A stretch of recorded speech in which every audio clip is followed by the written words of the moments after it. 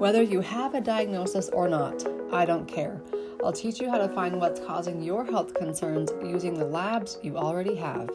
Your doctor might tell you your blood work is normal, but I'm here to teach you a better way. If you're a doctor or a health coach and anything in between, there's one for you too. Download your cheat guides and register here at drkylieburton.com. This podcast is sponsored by Systemic Formulas and Nutribiome. Systemic Formulas, the supplement company I trust with my patients and family. Instead of ordering from a handful of companies, I use 95% SF products. They're top-of-the-line quality with the best lab west of the Mississippi. They're pure, potent, and they get results. In fact, I recommend you follow their Instagram at Systemic Formulas Institute. Also, the man who's behind the Systemic Formulas products, Dr. Shane Morris, is launching a new line of supplements designed to take your microbiome to the next level. He has specific prebiotics designed to feed the probiotics. Learn more and order soon at mybiome.com. All right, let's jump into the episode.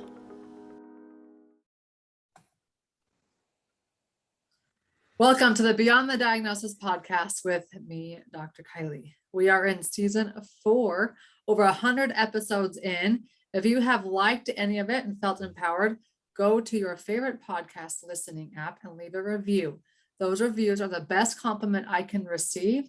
They will help others find this same pivotal information to help you transform your normal labs into answers, healing, and hope, whether you have a diagnosis or you don't. Today's guest is Ben Ahrens, right? Yep. I should have asked beforehand. You got Ben Ahrens.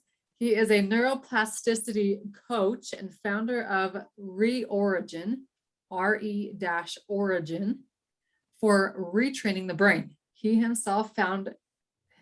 found himself plagued with a debilitating illness called Lyme disease and retrained his brain out of it, amongst some other things, which we will get into. But Ben, welcome. Thank you for having me. Happy to be here. Yeah, I told you before, I'm like, you look really young. Okay, so those of you who are just listening to this, the man looks like he's 22 years old. He says he's 38, but we'll see about that. Well, thank you very much. I attribute it to maybe perhaps just getting out of the shower and having some wet hair, clean shaven does the trick. Yeah, these used to just be audio things where I was like, didn't really matter about what the looks are, but now they're video as well. You can find these videos on Legrity Media. We'll post all the links below on how to get inside that entertainment network. But for this episode, I love this idea of neuroplasticity and the mindset and the brain. When I first got into functional medicine, I thought 2 things. One, I was going to have to put people on anti-inflammatory diets, cut the gluten, the dairy, the soy, the sugar, the eggs, the nuts, whatever it is. And 2, the physical and the supplements, if you just got the right physical treatment plan, it was going to change the game. Boy, was I dead wrong. 1, people are already on crazy diets, and my goal is to get them to just eat food again. And 2, if you don't change the brain, no physical modality is going to be the key changer, I should say. So let's talk about the brain, and let's talk about your story. Back us up to around your early 20s. Yeah, so my story started around age 25 when I was a healthy, active individual. I was operating a surf camp, summer sports camp here in Long Island, and also had a personal training business in Manhattan, and was also traveling the world and surfing and just doing the things that I love to do. So happy-go-lucky 20-something. And at age 25, all of a sudden, my health started to take a serious nosedive. And I ended up spending about 3 years bedbound. The first year or so was spent just trying to untangle this and find out what was actually happening. But I wound up with debilitating fatigue, brain fog, feelings of joint pain, these migrating muscle pains, so fibromyalgia, all these different things, heart palpitations. And it turned out, long story short, you go from one doctor to the next, turned into 25 doctors or so, and turned out to be a case of neurological Lyme disease, something that I had very likely picked up as a child, growing up in Montauk with, my sister and I remember as kids pulling ticks off each other. And, but for whatever reason, it didn't really manifest until, this age. Later on in retrospect, I learned that it's sort of a total load theory. I know you talk a lot about in biological as well as functional medicine, this idea that, you might have something come along like a Borrelia infection or a pathogen that acts as the straw that breaks the camel's back, but the camel's back might not have broken if it wasn't already carrying such a heavy load.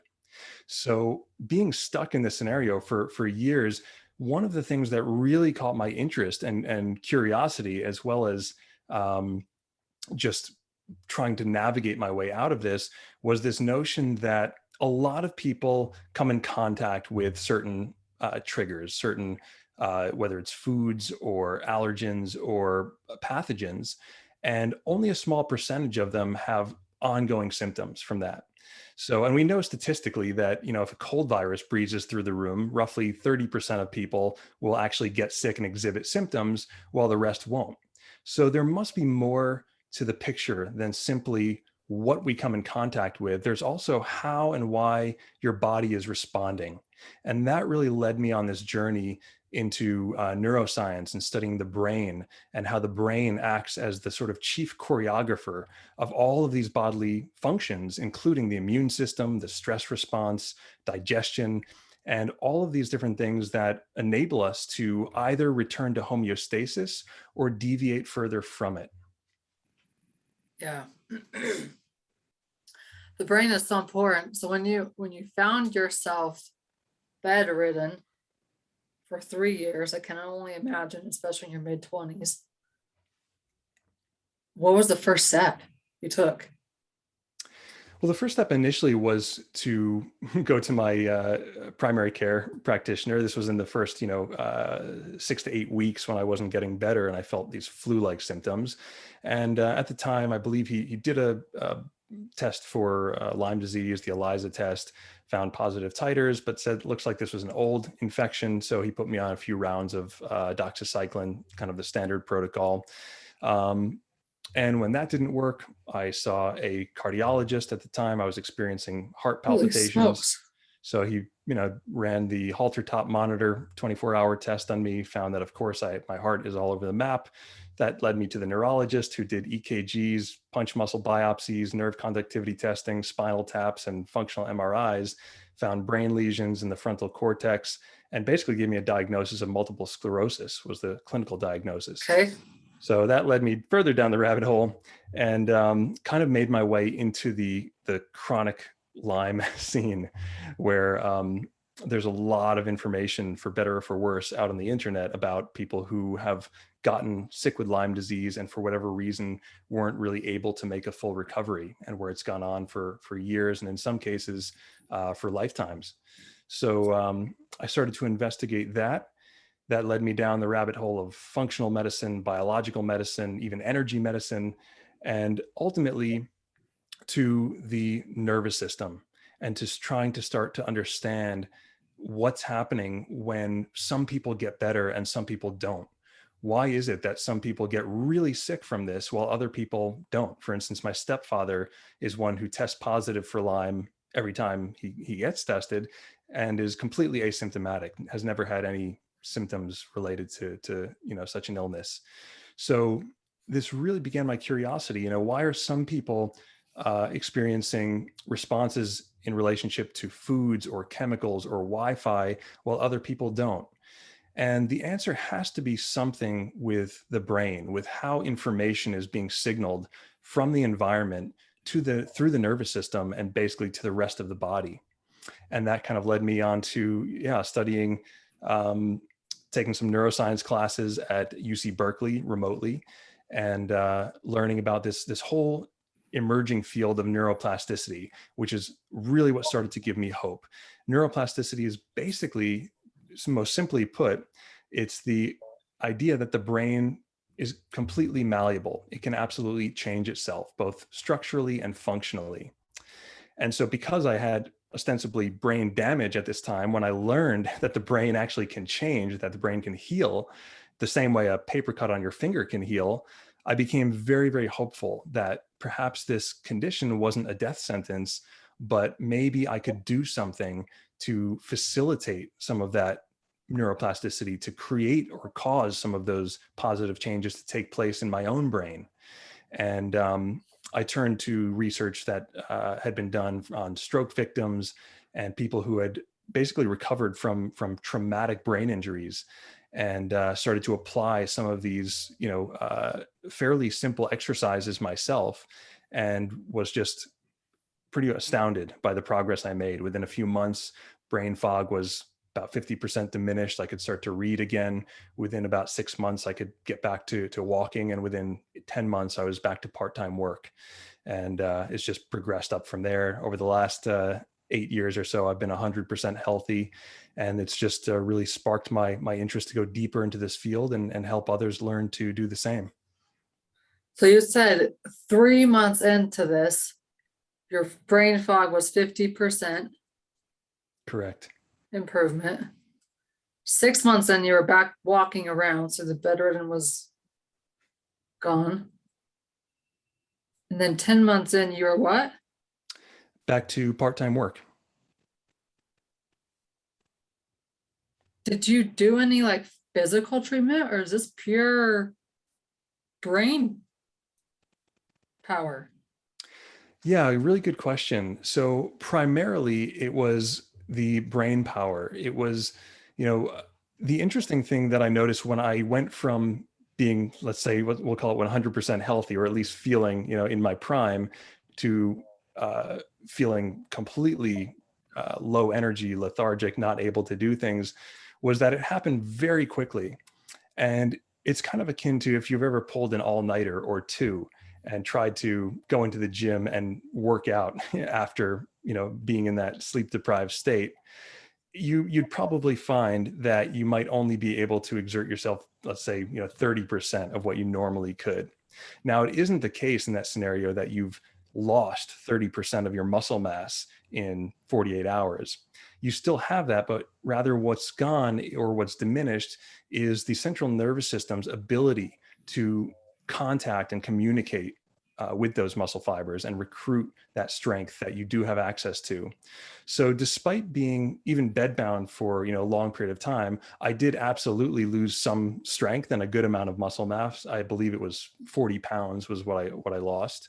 So there was absolutely some physical reparation that had to happen. And I certainly didn't jump back into full-time, exercise and same level of activity that I had before.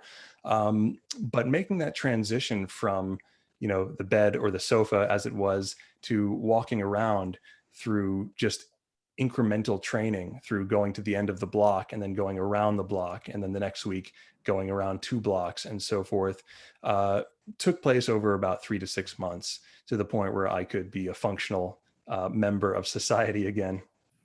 So you're literally chronically ill with Lyme disease, to one of the worst cases I've ever personally heard, to just retraining your brain, knowing that it can be retrained, and you literally change your life. Step by step, it did. Yes, absolutely. That's so cool. I think so often we get caught in this trap of what's physically wrong with me. Do I have a diagnosis or not? Technically, a diagnosis is quote unquote your answer. And then thirdly, third off, maybe the third aspect of it would be, okay, now what's the physical treatment? Very rarely do we think, how can I change my brain, literally, to change my life? Yeah, well, what I started to think about was, as I mentioned, really asking this question of not even first asking, how am I going to get better, but why did I get as sick from this as I did? Why is it that other people come in contact with this or have the Borrelia infection and don't exhibit any symptoms? Why is it that some people are exposed to the cold, Yes. virus or pathogens and don't get sick at all while others do? What's responsible for those massive fluctuations, within the population? And there's a lot of different aspects to that. It's sort of a loaded question. There is the total load theory, which I think makes a lot of sense, which is essentially says that, your brain and body and nervous system are highly adaptable, and they're built to handle a certain amount of stress. And stress, I'm using as sort of an umbrella term to encompass life stress, even adverse childhood experiences or traumas, as well as physical traumas, and as well as toxins and pathogens and things coming at us from the environment. It's only when all of these different stressors exceed our current capability to recover from them that we start to experience symptoms. So it's sort of like this, this total load theory. So I started to, think about it in that way. Okay. Nice. As far as, so we know the power of it. How do we get started? Like, what's one simple way listeners and even myself can start retraining our brain right now? Yeah. Well, first I'll say let's just take a quick look at the sort of mechanism of what's actually happening here. So when someone finds that they've been sick for a long period of time or had an acute illness or injury during a time of great stress, when the body might have been in this sort of hypervigilant state, what can happen is essentially the nervous system can get stuck in that chronic stress state, which we know as the sympathetic or that fight or flight state. And because the body is sort of a system of resources and resource allocation, when it prioritizes its immediate survival, that's to say, when it thinks it's under an acute threat, then like that would be akin to that, total load exceeding your capacity, then the body will mount that fight or flight response and start to activate all of these inflammatory processes to deal with what it perceives as the aggressor. And as a consequence of that, it draws resources away from what it sort of deems in a hierarchy as secondary functions. So these would be things like digestion, functioning of the immune system, even detoxification, lymphatic drainage, and things like that sort of take a back seat to this, again, what it just perceives as this more immediate threat. So it can learn this response over time. And then even after, let's say, the pathogen is under control or subsides, or after the initial trauma or trigger is out of the picture, the brain and body essentially can get stuck, almost like a muscle memory, but it's really like a deeper than that. It's like a neurological, almost cellular memory, can get stuck in this overactive phase. So what we have to do, and the idea of neuroplasticity, is essentially retraining the brain that it's actually safe, that it's not currently under a threat. So we have to communicate new information, sort of update that programming. So like one example here would be of how this overactive threat response could look. There's this sort of anecdotal, funny story people say about, never tap a martial artist on the shoulder, because if they're triggered, they'll turn around and probably unleash a flurry of blocks and kicks and punches your way. And that's because, again, anecdotally, you could imagine that they may have practiced and rehearsed these same exact movement patterns over and over and over again with respect to being grabbed on the shoulder, right? Maybe they were training for when they were under attack and someone was attacking them by grabbing them by the shoulder. And so they essentially entrained their nervous system and their musculature with this sequence of defensive maneuvers. So that's sort of like what the nervous system and the immune system does, is it learns this sequence or series of defensive maneuvers with respect to a certain threat. And those defenses look like the release of inflammatory cytokines and mobilization of cortisol and adrenaline and all of these different hormones that can, in the acute setting, keep you safe. But in the long-term sense, they can sort of drain the battery on the body's vital resources.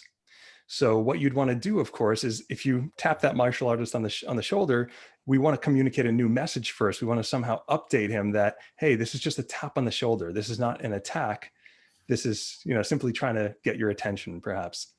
So similarly here, what we're trying to do is communicate that perhaps these, let's say it's food sensitivities, that these foods that you've been reacting to and now perhaps overreacting to are actually not threatening to the system, but they're benign. So that involves a process of this neuroplasticity, updating the information, and something that we call systematic desensitization. So you're gradually exposing yourself to small amounts of this, the substance or the thing that might be triggering you, in doses that you can handle, so that your brain eventually becomes desensitized to it and you can coincide with it without it impacting you. I've never thought about that in regards to food sensitivities. My thing with food sensitivities has always been, fix the gut and do the gut right, and your body can handle them again. Where that's a total new aspect of retraining the brain so your body can handle them again. Yeah. And, I think it's important to note that all of these different things are multifaceted. And of course, even the gut and the brain, we know, communicate through the gut-brain axis, right? So you're very spot on.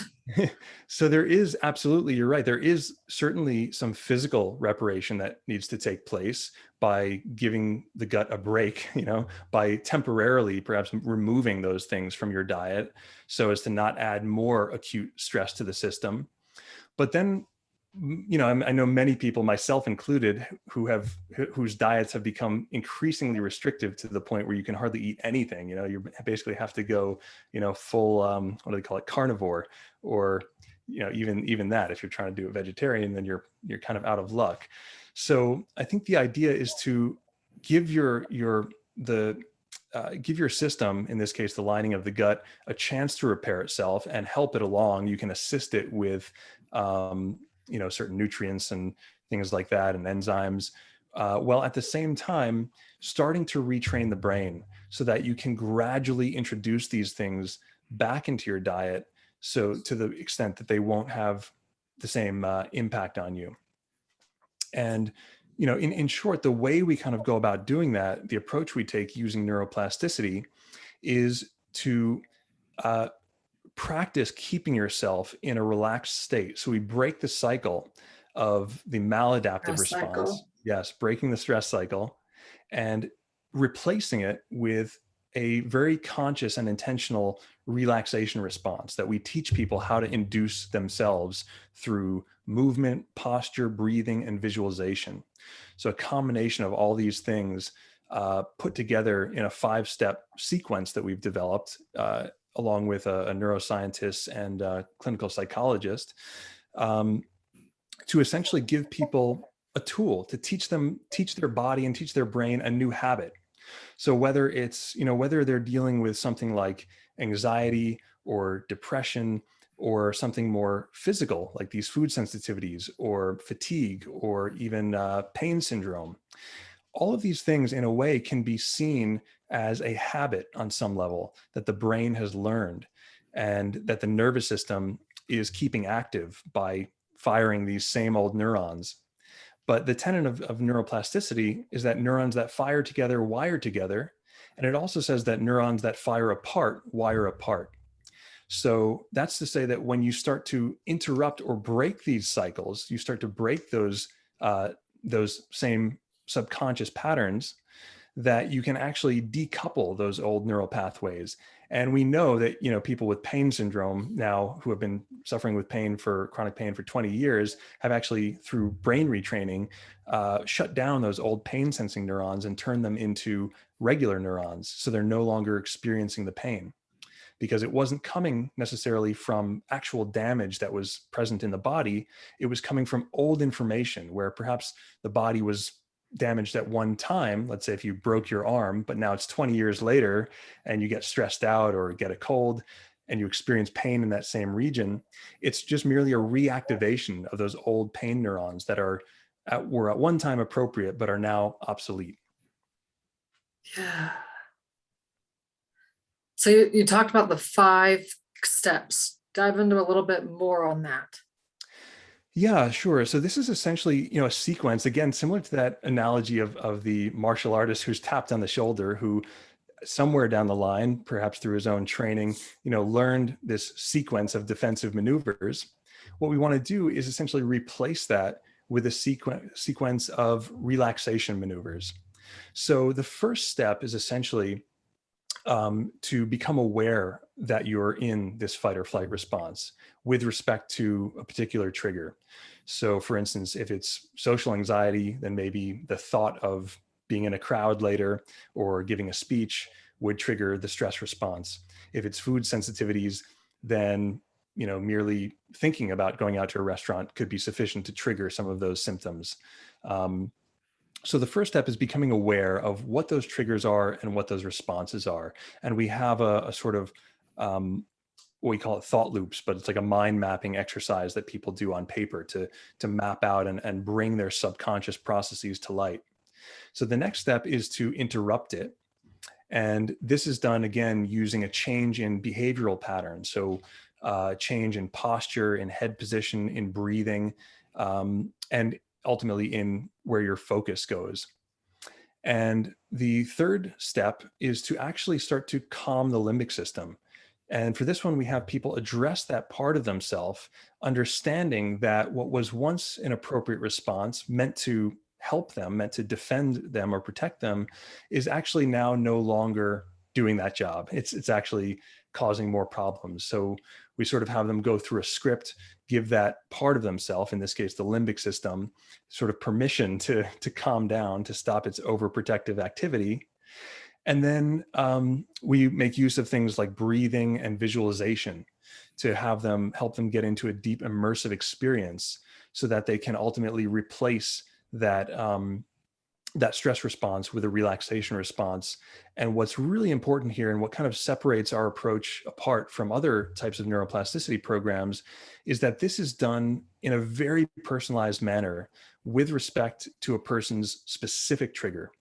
So to give you one example of how I implemented this for myself, when I was getting back to work, to part-time work at first, I was working in an office in Midtown Manhattan.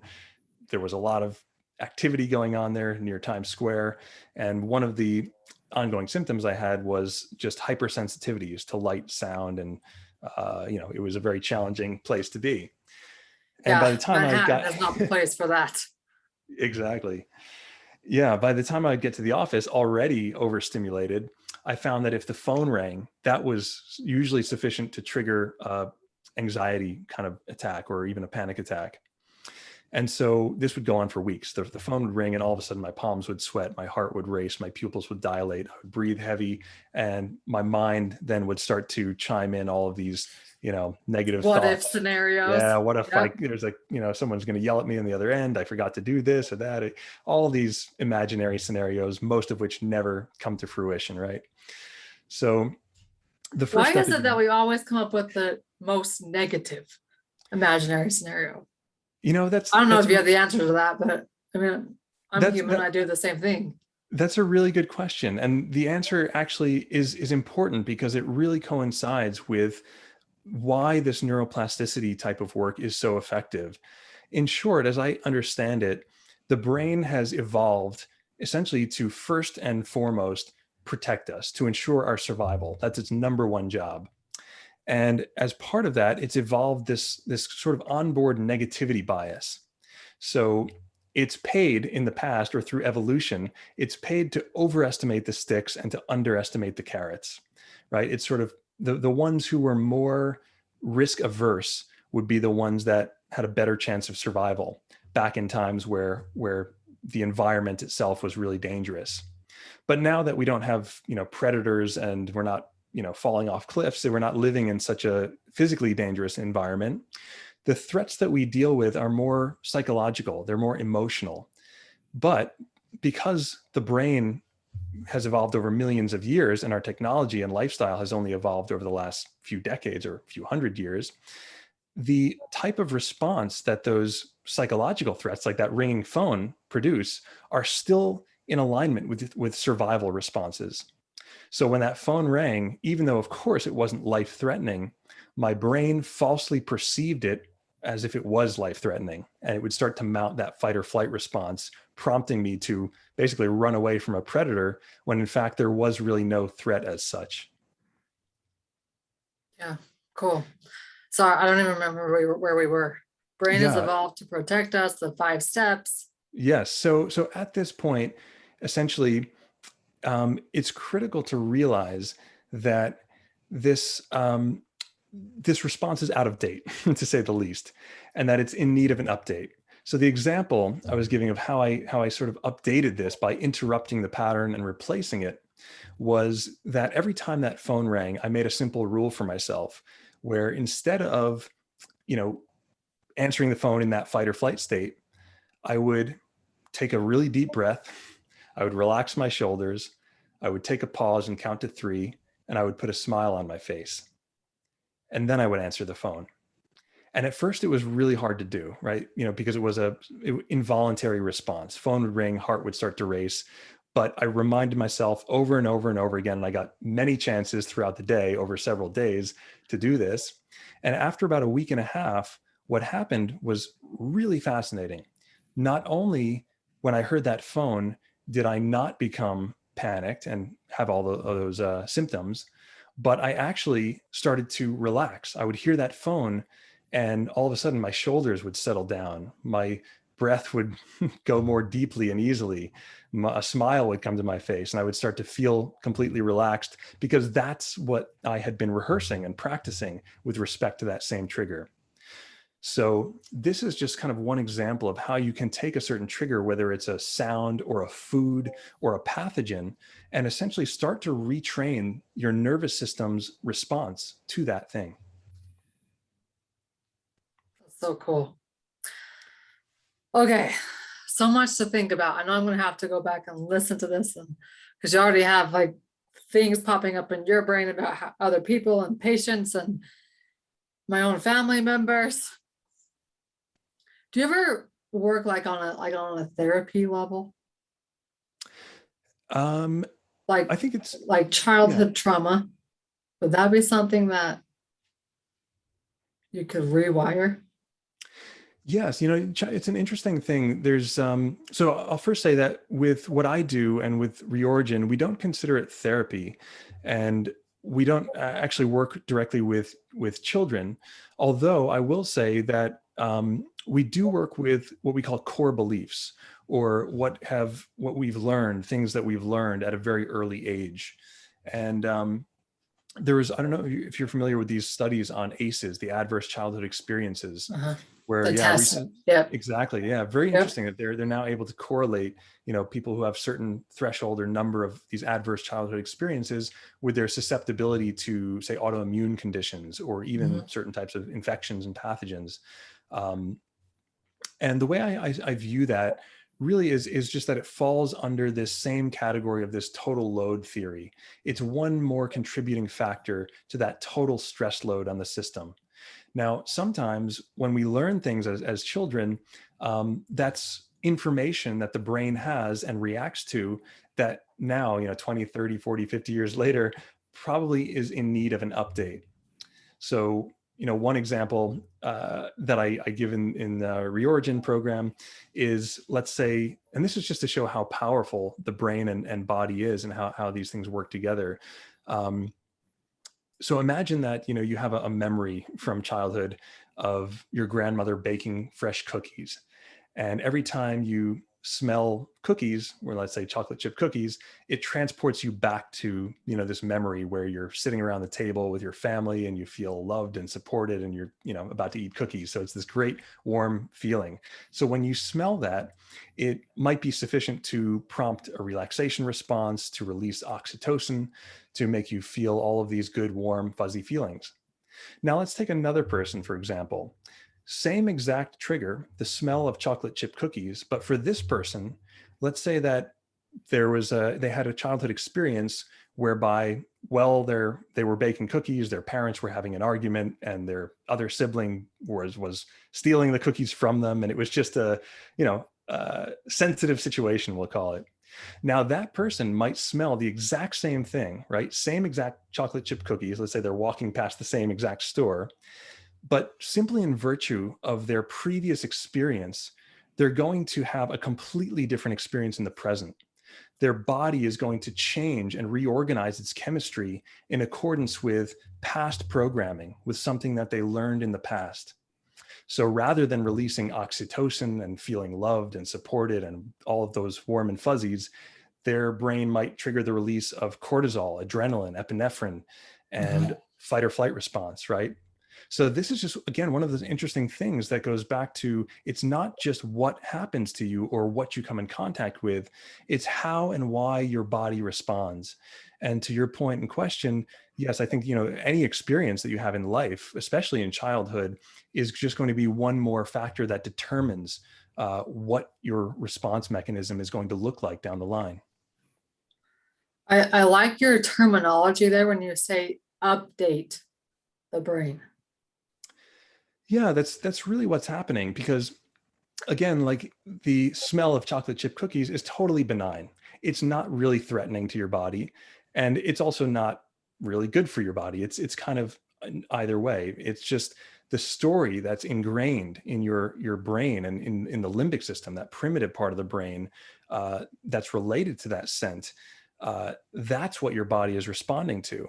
And so if that response is harming you, if that response is negative because of a past experience, then it absolutely would benefit you to update that information, upgrade the brain with new information that says, you know what, this is completely fine. This is benign. This is not hurting me. Thank you for trying to protect me in the past, but this is the present, and this is not here to harm me.